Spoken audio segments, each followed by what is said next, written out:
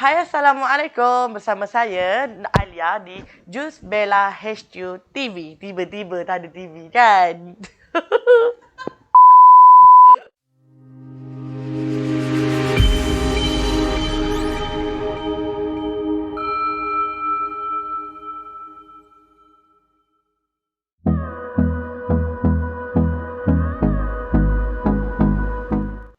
Hai, Assalamualaikum. Bersama saya Alia di first video YouTube kita di Jus Bella HQ. So, hari ni saya nak share tentang apa itu senggugut tau. So, korang tahu tak senggugut tu apa? Tak tahu kan?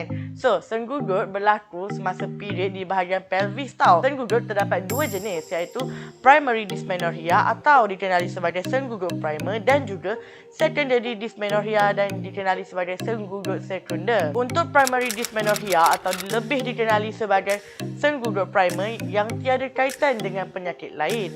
Ia berlaku selepas kitaran ovulasi dari 6 hingga ke 12 bulan dan menyerang kepada remaja. Ia berlaku disebabkan period yang paling teruk pada hari pertama dan akan berkurang jika umur makin meningkat dan selepas bersalin. Yang kedua iaitu secondary dysmenorrhea atau lebih dikenali sebagai senggugut sekunder. Senggugut sekunder merupakan penyakit lain dan bukan faktor yang datang daripada period untuk penyakit wanita yang berumur sedikit di dalam reproductive age. Jadi, apa penyakit lain yang menyebabkan senggugut sekunder? Antara penyebab senggugut sekunder adalah endometriosis, ovarian cyst, fibroid, infection pelvis dan juga salah satu penggunaan pencegah kehamilan iaitu yang dikenali sebagai IUCD menyebabkan senggugut sekunder kepada wanita.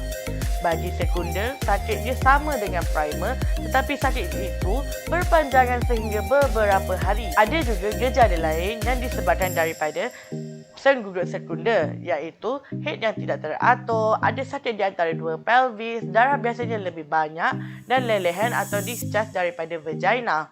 Dan juga ada beberapa simptom lain yang boleh disekalikan dengan secondary dysmenorrhea. Simptom lain atau gejala lain yang saya cakap tadi adalah penting bagi doktor untuk membuat keputusan sama ada senggugut itu adalah primer atau sekunder. Jom kita pergi pula bagaimana untuk mengurangkan rasa sakit senggugut. Yang pertama, kita boleh mengambil ubat paracetamol. Ubat paracetamol boleh dibuat sebagai standby sekiranya berlaku senggugut dan ianya boleh melegakan rasa sakit senggugut. Cara yang kedua adalah dengan mengambil ubat mengurangkan radang dan juga rasa sakit. Kebiasaannya, doktor akan memberikan ubat berkategori NSAID seperti mefenamic acid. Sebanyak 80% pesakit senggugut dapat mengurangkan simptom dengan mengambil ubat tahan sakit. Sekiranya berpanjangan atau berlarutan, pil hormon akan diberikan kepada pesakit. Tujuan pil hormon diberikan adalah untuk mengurangkan prostaglandins di selaput rahim dan seterusnya mengurangkan rasa sakit wanita itu. Yang keempat, boleh dilakukan di rumah iaitu tuam dengan air panas atau menggunakan pek panas di bahagian perut. Tadi adalah salah satu rawatan alternatif untuk wanita yang mempunyai senggugut. Cara yang terakhir untuk mengurangkan rasa sakit senggugut adalah cara yang paling kurang digunakan untuk pesakit senggugut iaitu dengan menggunakan mesentense. Mesentense iaitu transcutaneous electric nerve stimulation yang digunakan untuk menghilangkan rasa sakit senggugut. Metod ini akan membekalkan sedikit kuasa elektrik kepada pesakit yang menyebabkan rasa sakit itu berkurangan.